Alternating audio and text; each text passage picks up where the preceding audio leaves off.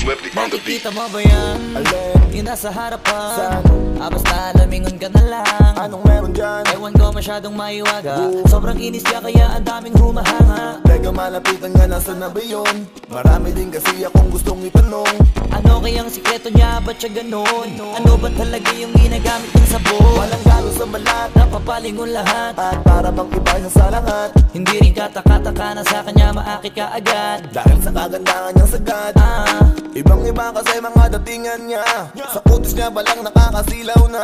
Kadalasan kasi pinag-iisipan siya. Pinagawa niya lang lahat kaya nilinaw niya.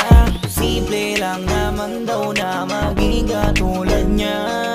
Kaso di lahat naniniwala sa kanya na Isa lang ang dahilan kung bakit That's right ang kanyang ginagamit. Kaya pala iba datingan niya. Sa kinis na